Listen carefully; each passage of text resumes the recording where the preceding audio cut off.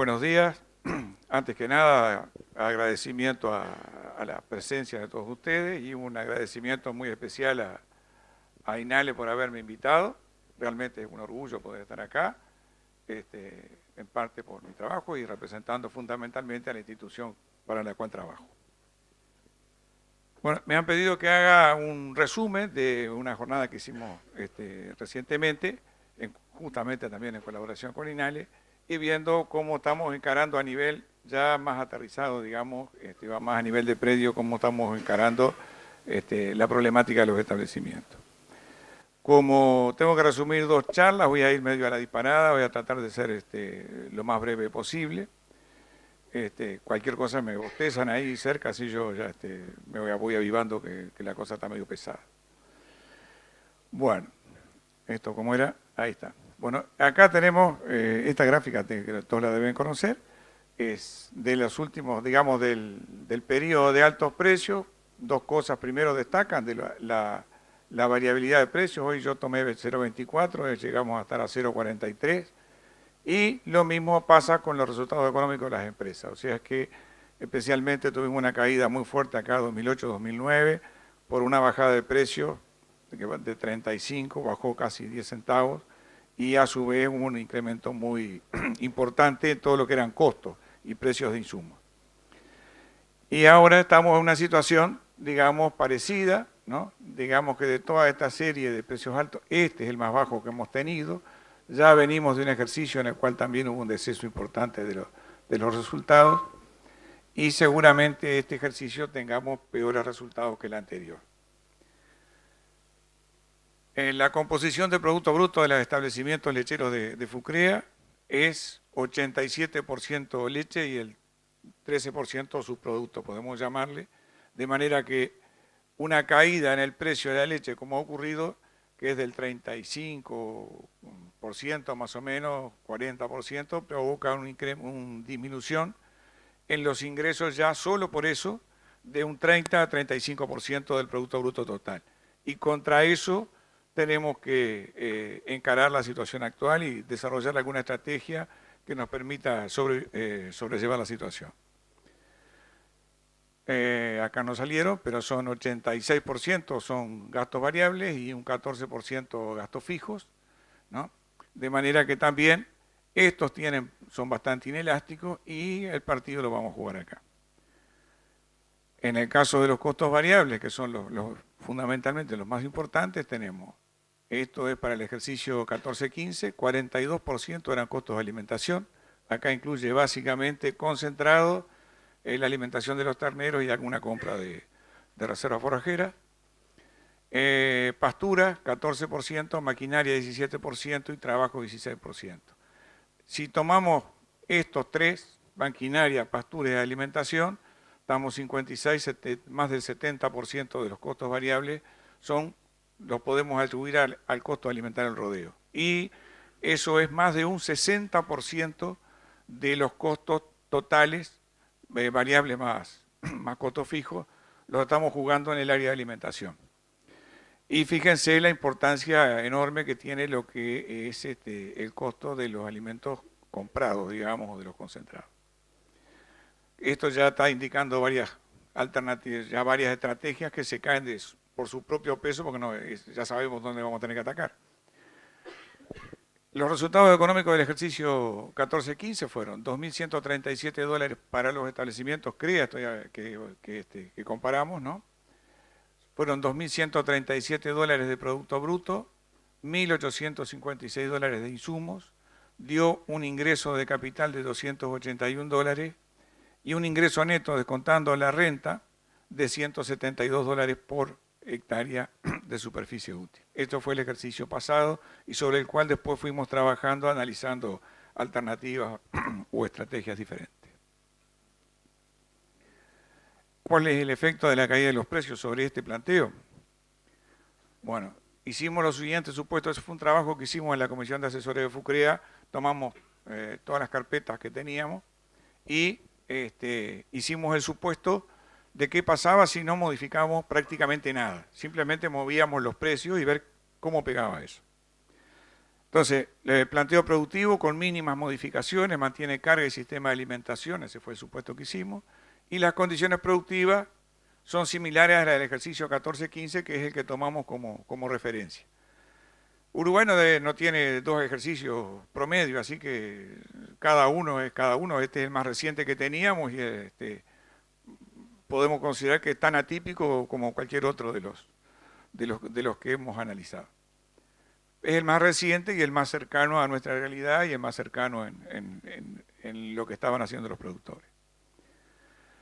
Los supuestos para estimar el Producto Bruto, bueno, supusimos que no se cambia la producción de leche, que se mantiene la carga, la producción individual y solo cambiamos el precio. Y los restantes componentes los dejamos incambiados.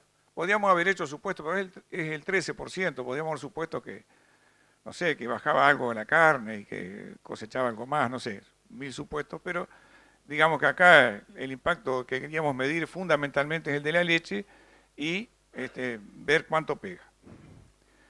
Los costos variables, hicimos ahí un prorrateo de todos los costos del ejercicio 14-15, lo trajimos a los precios actuales y vemos que disminución hubo en los mismos. Maquinaria bajó un 18%, energía un 13%, en dólares, ¿no? Estamos hablando, alimentación 14% del costo de los concentrados, los insumos de pasturas de cultivo un 18%, trabajo 12%, y los otros prácticamente no tuvieron cambio. Y en esto ven que ya estamos hablando del 70 y pico por ciento de los costos, ¿no? Y los gastos de administración, 12% disminuye de administración, el vehículo un 10% y los demás no cambian. Y el arrendamiento, hicimos el supuesto de que el 25% de los arrendamientos, que es más o menos lo que ahí a ojímetro, hicimos una consulta, digamos, más o menos para ver qué porcentaje de las rentas estaban ajustadas en leche y cuáles estaban puestas en dólares. Y ajustamos el 25% de eso en leche, que se nos baja un poquito el costo de la renta en relación al ejercicio pasado. Con esto, ¿qué pasó? Bueno, habíamos visto el ejercicio pasado dio 2.137, 1.856, 281 de ingreso de capital, 172 de ingreso neto. Cambiamos los precios y entonces el Producto Bruto bajó a 1.508, bajaría. Los insumos bajarían a 1.559. El ingreso de capital sería de menos 52 dólares por hectárea para estas empresas. Y el ingreso neto, descontando los casi 100 dólares por hectárea, daría 152 dólares de ingreso neto negativo si hacemos exactamente lo que veníamos haciendo en el ejercicio 14-15 y lo único que hacemos es recibir un precio distinto por la leche y pagar un precio diferente por los insumos. Resumiendo, la leche bajó 35 a 40%, lo que haría bajar 30 a 35% del Producto Bruto total, el costo de los insumos disminuyó un 16%, y en conclusión, a los niveles actuales de precios de productos e insumos, manteniendo el planteo productivo del ejercicio 14-15, no es posible en la media lograr resultados positivos. Para el promedio de esto, algunos lo lograrán, pero el 50% es negativo por lo menos. Y los insumos deberían bajar un 10-15% adicional o el precio debería acercarse a los 30 centavos de dólar por litro para más o menos empatar o en lo posible, y de desear sería que pudieran pasar las dos cosas, que subiera el precio de la leche y bajaran los costos, ¿no? Entonces, obviamente los productores van a trabajar en bajar en bajar este costo. Porque acá, si ustedes se fijan, si nosotros bajáramos acá, además de los precios, pudiéramos bajar un 10% los costos, ya estamos bajando 260 dólares y ya estamos con un ingreso positivo. O sea, cuando hacemos estos análisis acá, pequeñas variaciones en y pequeñas variaciones en hacen un impacto muy fuerte acá. O sea, supongamos que aumentara, por decir algo, 100 dólares, ¿no? Estamos hablando menos del 10%, o sea, sería 1.600. Y bajara 100, ¿no? Ya estamos, que sube 100, baja 100, entre los dos hacemos 200 y tenemos un ingreso de capital de 152. ¿Qué quiero decir con esto? Bueno, algún margen de maniobra tenemos, ¿no? No digo para todos los establecimientos, pero para la mayoría. Y de hecho es lo que, cuando empecemos a ver los resultados de este ejercicio que cierra ahora el 30 de junio, vamos a ver que los productores justamente trataron de equilibrar y lograron esas pequeñas modificaciones que le permitieron llegar vivos hasta acá, ¿no? Por lo menos con algún chumbo en el ala, pero vivos, ¿no? Y peleando. Pero esta es lo que hubiera pasado si nosotros hubiéramos dejado 14, 15 al precio de la leche de ahora, o lo dejáramos, y comprando los insumos, la misma cantidad a los precios de hoy.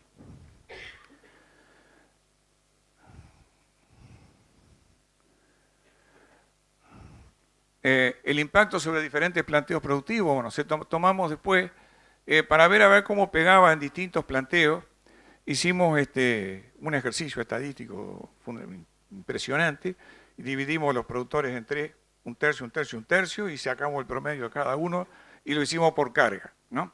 Como un indicador de la intensividad del sistema, ¿no?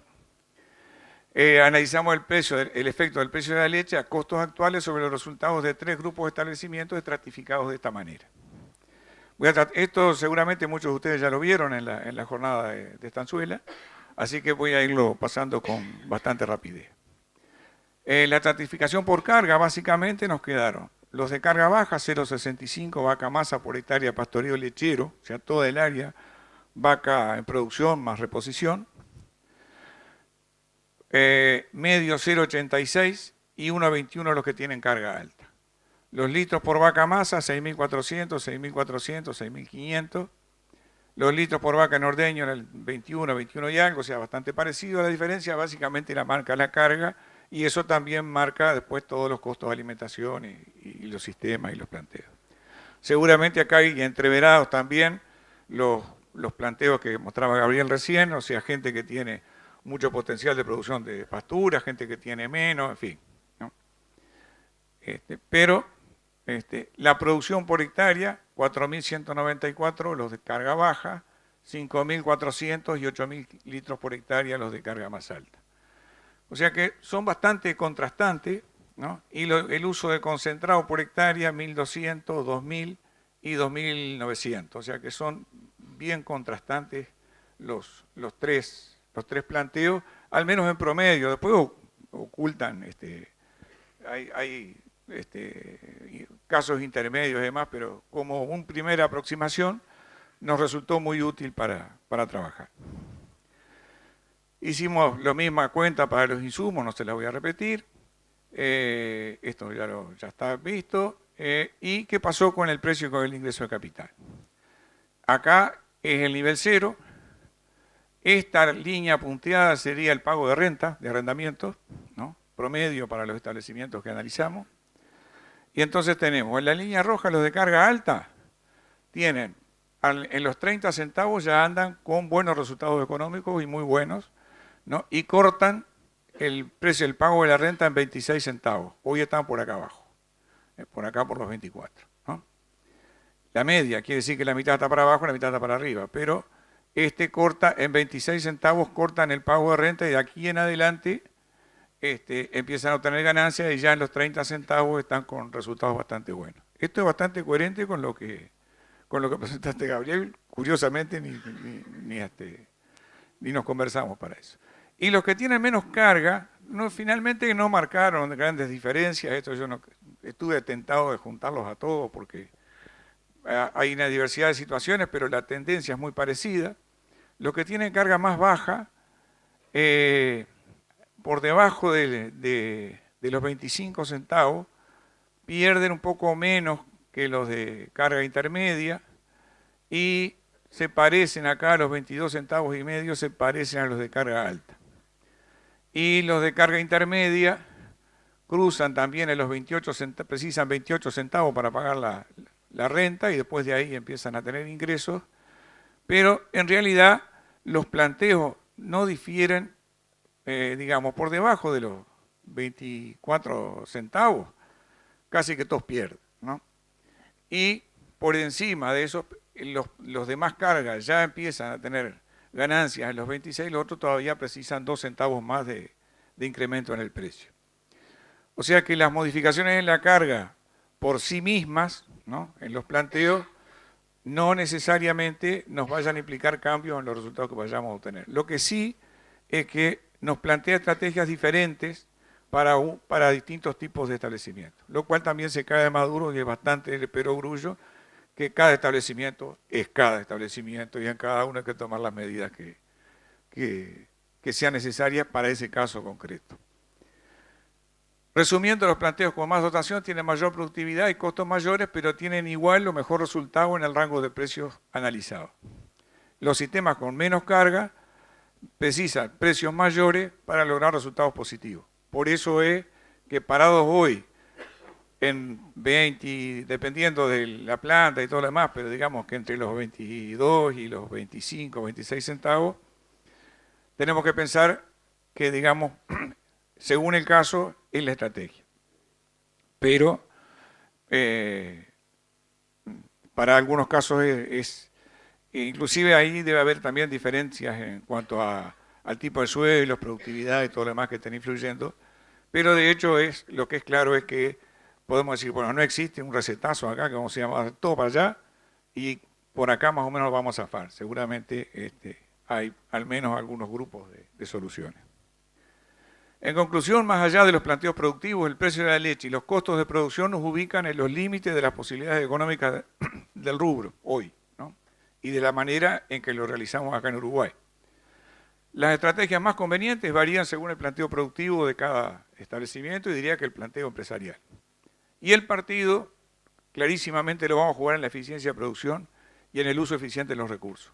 O sea, es el único elemento, digamos, en el cual sí podemos decir eso vale para todo el mundo. Vale para el más eficiente y vale para el menos eficiente. Mucho más para el menos eficiente, pero la manera de mitigar toda esta situación va a ser por el lado de la eficiencia y vamos a jugar el partido ahí, ¿no? Y ahí es donde vamos a tener que revisar y poner la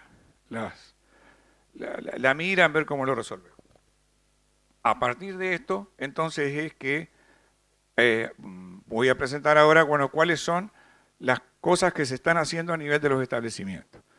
Hicimos una consulta a todos los grupos CREA y nos mandaron 140 y pico, 150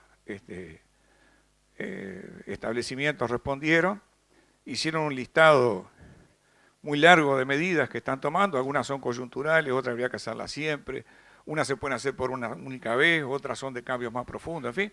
Tratamos de clasificarlas de alguna manera, había muchas repetidas, obviamente, y tratamos de conceptualizar un poquito por dónde venía la cosa.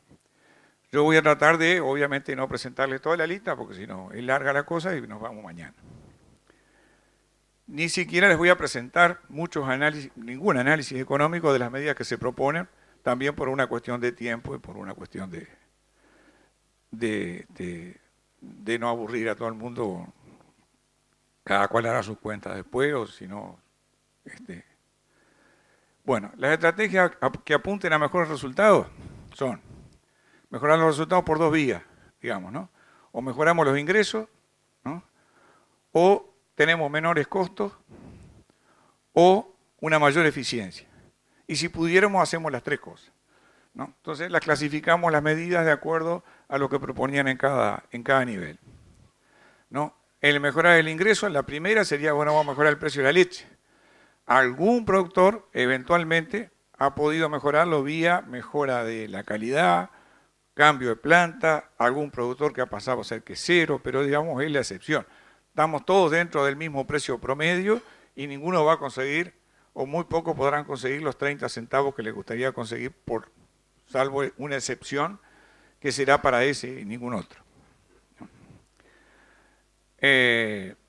La otra es una mejor combinación de rubros, o sea, reacomodar lo que tenemos en el predio y hacer una combinación más ajustada a la realidad. Analizando esto acá, no voy a hablar de la mejora en el precio, obviamente.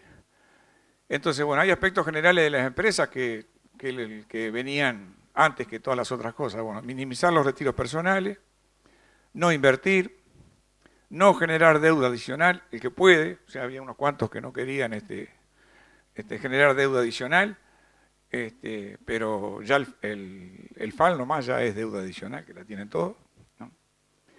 Negociar los precios de las rentas, ¿no? No está sencillo.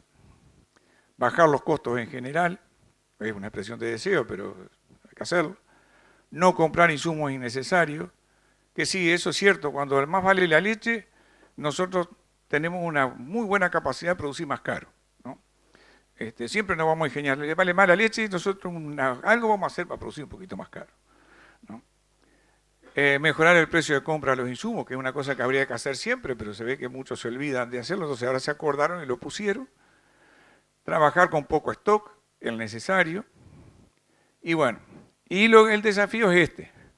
La leche bajó, la tortita aquella que venían hoy, le quedó este agujero blanco acá, ¿no? Que es un 30% menos, ¿no? Que hay que rellenarlo de alguna manera para poder sacar algún margen de mejora en los ingresos. Entonces, las mejoras en el ingreso vendrán principalmente por aportes mayores de otros rubros. Aunque hay una proporción importante de productores, mismo dentro que analizamos, que todavía tienen un margen de crecimiento en producción de leche, porque de repente tienen los insumos, tienen la infraestructura, todo lo demás, y no están logrando la productividad que podrían lograr sin cambiar absolutamente nada a su estructura de costos. O sea, hay un margen que todavía muchos lo tienen, cada cual sabrá si a él le corresponde o no. Pero para la media, la mayoría vendrán por mayores aportes de otros grupos. En establecimientos con carga alta, es sustituyendo lechería.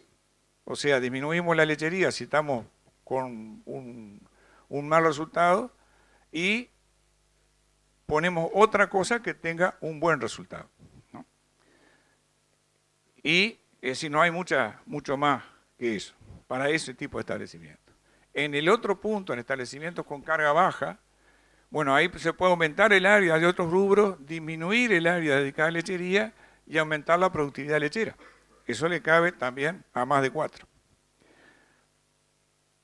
Las mejoras del ingreso de otros productos, ahí las cosas que plantearon los productores, bueno, productores del litoral fundamentalmente, bueno, aumentan el área agrícola, ¿no? Ya sea con granos para autoconsumo o soja, que tienen, el grano de autoconsumo y la soja tienen márgenes bastante parecidos, o sea que cada cual optará por una alternativa o por la otra según le parezca, ¿no?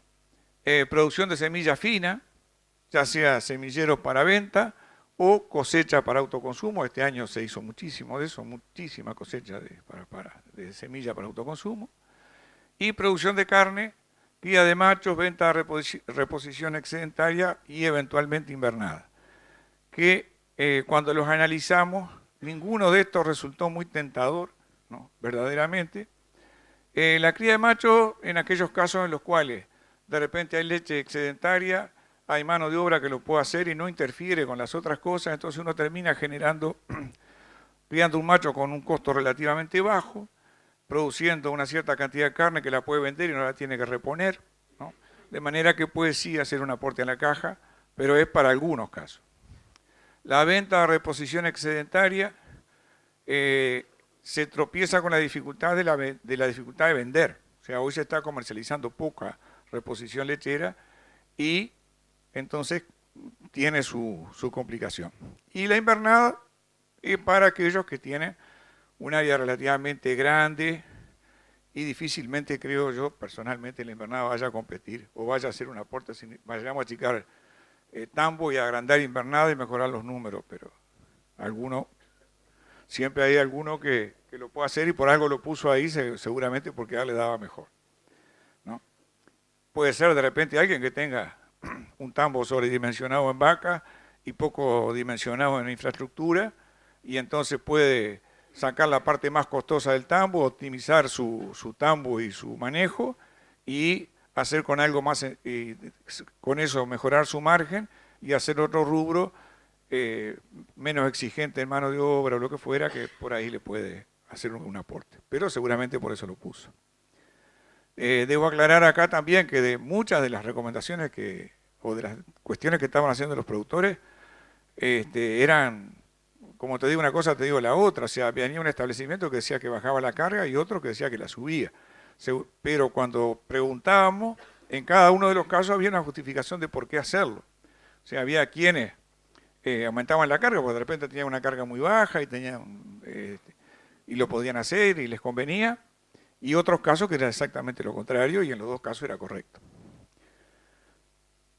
Mejorar resultados, entonces. Bueno, mejores resultados, mejorar ingresos, ya vimos por dónde venía, o por lo menos qué se están planteando los productores, menores costos, mayor eficiencia, y en costos tenemos menor precio de los insumos, ¿no? O menor gasto, menores cantidades de insumos, que es lo que se plantea. Y acá veníamos de vuelta a los costos de máquina variable. Bueno, ven, ¿dónde vamos a atacar? Alimentación, pastura, maquinaria, esto se lleva 30, 74% de los costos variables, y trabajo completa el 89%, casi que el 90% de los costos variables están ahí, ¿no? Y el 75% de los costos totales. O sea que la mayor parte de las recomendaciones atendían a estos puntos, evidentemente, y tocaban a los otros de manera menor. ¿Voy muy rápido? No, pues se va bien. ¿Y de tiempo? Bien. Bueno, en la parte de alimentación, estos datos, en realidad yo los tomé, son datos de establecimientos del grupo en el cual yo trabajo del año, del ejercicio 11-12, ¿no? Y después lo seguí haciendo, pero no hice todo el cálculo completo. En este caso sí completé todos los cálculos, y entonces había estimado, esto es en el área de las vacas masa, había estimado a partir de los alimentos suministrados, ¿no? Y de la producción obtenida, estimado cuánto forraje se cosechó, y después tenía los costos de cuánto había costado el concentrado, cuánto habían costado las reservas y cuánto costaba la rotación forrajera de cada uno de los productores. O sea, estaba hecho con los datos de ese ejercicio. Entonces teníamos que el aporte de energía, 53% del aporte de energía lo hacía la pastura, ¿no? 35% lo hacían los concentrados y 12% lo hacían las reservas forrajeras. Pero en el costo, 76% del costo eran los concentrados, 9% la reserva forrajera y 15% la pastura. O sea que está bastante evidente por dónde tenemos que ir. Esto lo he hecho en algunas, siempre me da más o menos parecido. En este caso los establecimientos son establecimientos que andan entre el 40 y el 65% de la alimentación en base a pastura, ¿no? Promedialmente andan en un 50% más o menos de la alimentación, 50 y algo de pastura, y el resto reservas o concentrados. Los concentrados, entonces, lo primero que se plantea, que viene muy repetido, bajar concentrados. Entonces, en este caso, para bajar el uso de concentrado hay que ajustar la carga, asegurarse la oferta forrajera y disponer de reservas, para no decir, bueno, para que no sea un acto exclusivamente de deseo. Tenemos un contratiempo climático y finalmente tenemos que dar más concentrado porque no estábamos cubiertos, ¿no? Pero eso viene muy repetido en la disminución del uso de los concentrados. Después, muchos que plantean usar concentrados de menor costo, granos más baratos, ¿no? Comprando ya sea por autoconsumo, ya sea comprando en zafra, etcétera, etcétera. Uso de mayores cantidades de subproductos. Hay algunos subproductos que este año estuvieron muy baratos, y entonces cascarillas de soja en algún momento, raicillas de cebada, en fin, varios concentrados subproductos que se pudieron comprar a buen precio. Cambiar las fuentes de proteína, en algún momento aumenta un poquito la urea alguno y disminuye los concentrados proteicos.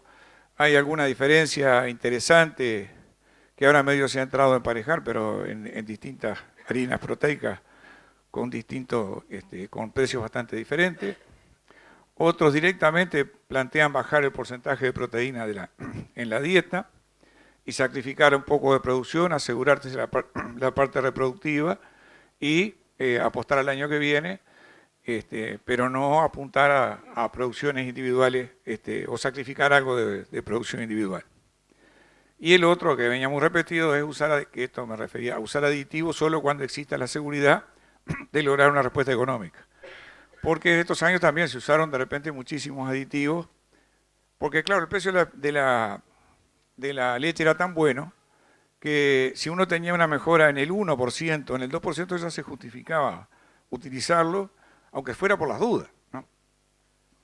Que no, a mí no me gusta usar las cosas por las dudas, pero cuando uno analiza, dice, bueno, si esto me da un 1%, yo gano tanto más.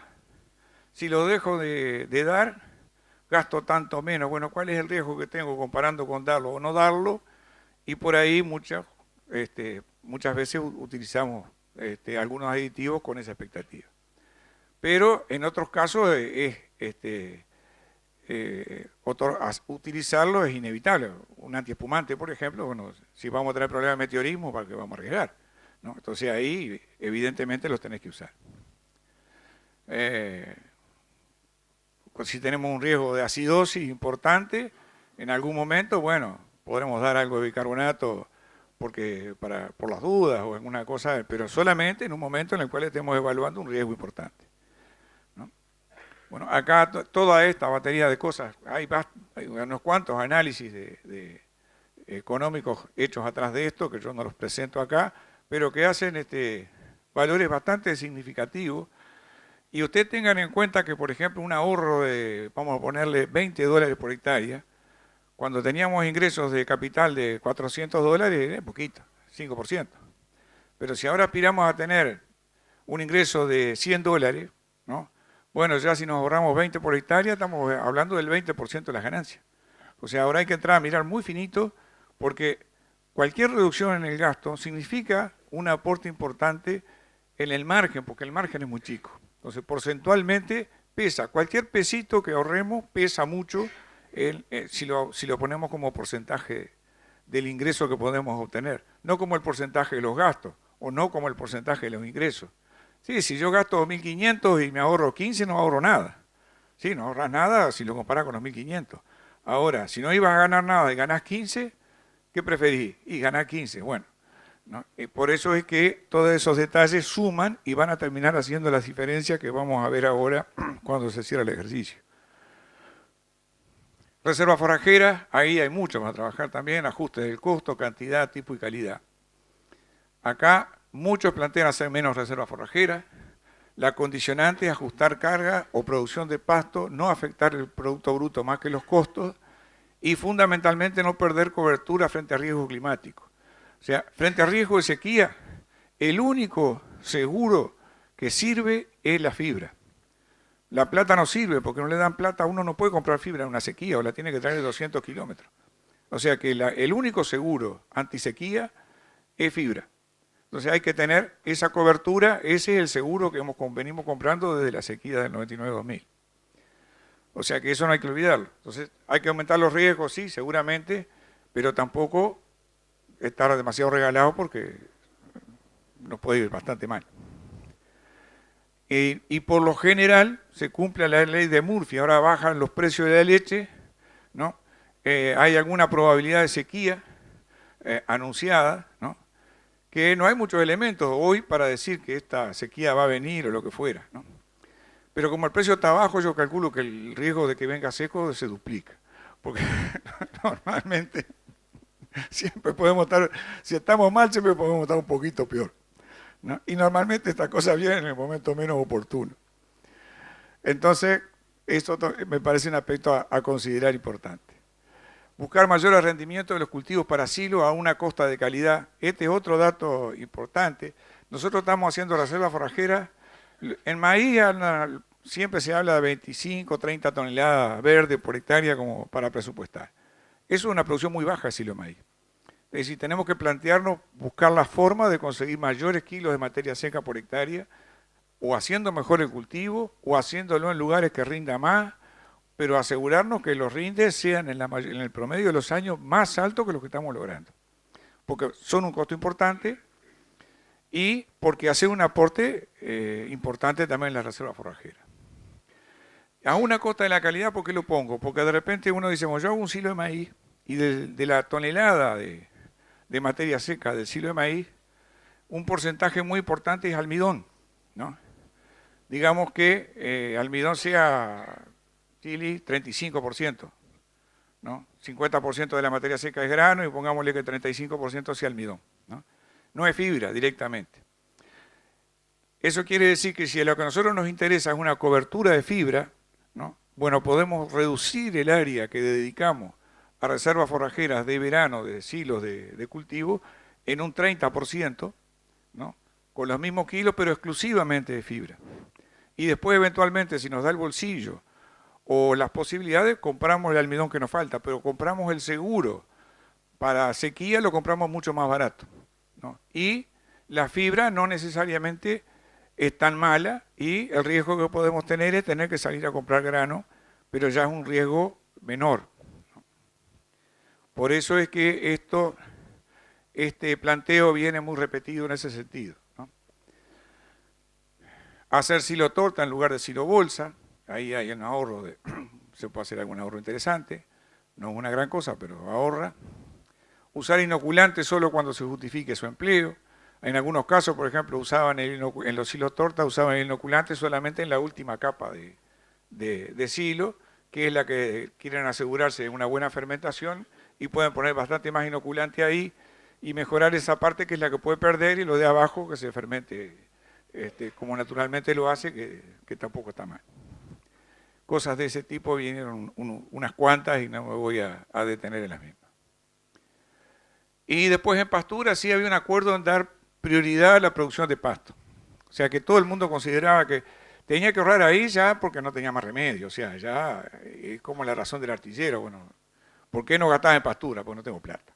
Bueno, entonces está. Pero pudiendo, priorizaban eso frente a cualquiera de todas las otras alternativas. Y eso fue muy repetido. Y dentro de esto venía usar el análisis de suelo para optimizar la fertilización, gastando solo lo necesario, aprovechando bancos de fósforo. Yo este año debo haber hecho, el grupo mío se deben haber hecho más de 200 análisis entre todos los productores, y de eso yo diría que niveles bajos el 25%. El 70-75% tenían niveles muy buenos de fósforo y no había que usarlo, ¿no? Y veníamos con la inercia de años anteriores, digamos, de tener buena pastura, poner fósforo. Era muy cómodo comprarlo y no hacer el análisis, esperar el resultado, esperar que vaya yo, echar tanto, cuánto. Y todo el mundo además trató de construir un banco de fósforo, de alguna manera quedar con ese flanco cubierto. Bueno, el dato es que ahora uno va y hace análisis, en el caso, al menos en el nuestro, y había un porcentaje altísimo de chacras que no precisaban fósforo. Y sí aparecían algunas que precisaban potasio, por ejemplo. Aumentar el uso del nitrógeno en verdeo y pasturas con gramínea, porque hubo una baja importante en el precio del nitrógeno, tipo 40%, ya estaba a más de 500 la tonelada de urea, ahora está a 300 más o menos, creo que subió hace poquito. Entonces ha aumentado mucho el uso de nitrógeno, que ahora se cortó porque ahora el factor limitante viene siendo el agua más que el nitrógeno, ¿no? Que ese es el problema de producir pastura. Uno produce mucha pastura casi siempre, pero ella viene cuando le parece, no cuando uno de repente la quiere. O sea, es mucho más irregular su oferta, sus excedentes pueden ser muy grandes o sus faltantes pueden ser muy grandes, aunque después en el año la producción sea más o menos parecida. En las mezclas forrajeras se planteaban usar mezclas forrajeras menos costosas, por ejemplo, aumentar las alfalfas puras, ¿no? En donde es posible, en lugar de mezclas de alfalfa y una gramínea, entonces ahí bajan algo el costo. Sembrar pastura de más producción inicial, pastura de rotación corta, base de trébol rojo, base de ryegrass, que si bien es cierto, capaz que por kilo de materia seca total producido pueden ser un poquito más caras, hacen un aporte inicial más importante porque son más precoces, permiten bajar costos este año, ya en la primavera tiene una producción muy alta y, digamos, bueno, patea uno para adelante el reinstalar pasturas más costosas y más longevas y de repente más productivas y menos costosas por kilo de materia seca. Pero de momento, plantearse mezclas de ese tipo para muchos productores es una alternativa interesante. Que también es un aporte que no es que uno diga hacemos la gran diferencia, pero vamos sumando diferencias chicas entre todas estas cosas. Maquinaria, optimizar el uso del equipo de suministro de alimentos, minimizar la contratación de maquinaria, aunque se sacrifique de repente el momento en que se hagan las tareas o alguna tarea que sin hacer. En la mano de obra, Algunos planteaban disminuir la plantilla, eliminando tareas que no resulten imprescindibles y o simplificando la operativa del predio. Otros decían, bueno, no repongo, por lo menos por un tiempo no repongo las vacantes. Al revés, otros priorizaban, fundamentalmente los que tienen buenos equipos de trabajo funcionando, priorizaban mantener el equipo de trabajo a una costa de tener que sacrificar algún otro, en alguna otra parte de la empresa, pero sí valorando mucho el tener un equipo operativo que lo defienda mucho en la actual circunstancia, porque sí, también se precisa en una coyuntura como la actual, que hay que estar mucho en los detalles y hay que ser muy eficiente. Uno no lo puede hacer si no tiene la gente suficiente, ¿no? O si la gente está cansada o si no puede hacer bien el trabajo. O sea que había de los dos planteos, bastante repartidos. Aumentar la dedicación personal o familiar al trabajo del establecimiento, eso también venía muy repetido. Y bueno, mejorar resultados, entonces, seguimos acá y pasamos a la eficiencia, ¿no? Mayor productividad, entendida como mayor productividad por unidad de insumo. Y acá decía, bueno, chequear cada proceso, buscar, encontrar y eliminar ineficiencias, con el objetivo de lograr un presupuesto equilibrado y poder aprovechar lo más rápido posible una mejora en los precios. ¿Ves que este fue un optimista que lo hizo acá, ¿no? Ya avisó que iban a mejorar los precios y condicionante básico, hay que destinar tiempo y método a hacerlo. Pero esto es un aspecto fundamental de la gestión del establecimiento. En la parte de alimentación se planteaba mucho lotear el rodeo para optimizar la respuesta, vacas según necesidades de suplementación, recría, pesar y suplementar solo los animales que lo requieren. Hay una práctica muy común de los que pesan que es 3 categorías. Una tiene el peso y no preciso suplementarla, respirando llegan al peso que yo quiero. Otra categoría que en la otra punta, que aunque le dé chocolatine no va a llegar, le doy bombón igual no va a llegar. Y una del medio que si le doy algo llega y al peso que yo quiero. Y bueno, esa es la que yo tengo que suplementar. Pero básicamente uno termina sacando 2/3 de los animales de la suplementación y ajustando bastante el manejo. Minimizar las pérdidas de alimentos en la conservación y durante el suministro. Hay que tener en cuenta que nosotros hicimos muchas de la mejora en productividad que logramos en los últimos años, lo hicimos en base a concentrados y reservas. Pero hicimos toda la inversión en concentrados y reservas mucho antes que la inversión en limitar pérdidas, ya sea en comederos, ya en suministro. Entonces hay muchísimas pérdidas que tenemos, porque nos convenía igual darlo aunque tuviéramos 10, 15% de pérdida. Pero supongan que un establecimiento, yo qué sé, de 500 hectáreas da, yo qué sé, 750 toneladas de concentrado en el año de repente. Y 750 toneladas de concentrado, si ustedes se ahorran un 10%, saquen la cuenta, ¿no? Un 5% son 37 toneladas de concentrado, es mucha plata. Y hay muchas pérdidas evitables que se pueden eso mismo evitar. Y son en 2 partes, en la conservación y en el suministro. Por ejemplo, el más evidente es la conservación de los fardos, ¿no? Que de los fardos que hacemos seguramente las vacas se comen la mitad de lo que hacemos, la otra mitad la perdemos entre la conservación y el suministro, ¿no? Ajustar la carga, aumentar el área de pastoreo o disminuir el número de animales para optimizar los resultados, ¿no? Acá algunos que en vez de hacer más agricultura hacían menos agricultura, porque hacían un tambo más pastoril dándole más área y más pasto. Otros al revés, decían yo aumento, bajo la carga, ¿no? Vía disminución de la cantidad de animales y optimizo a los precios actuales de los resultados. Vender vacas poco eficientes para mejorar la eficiencia del rodeo en términos productivos, reproductivos, hacer caja, mejorar uso de pasturas, reservas y concentrados. Esto se ha venido haciendo todo este año y de hecho también habíamos retenido muchísimas vacas porque daban leche y cualquier cosa que diera leche no servía si la leche valía 40 centavos.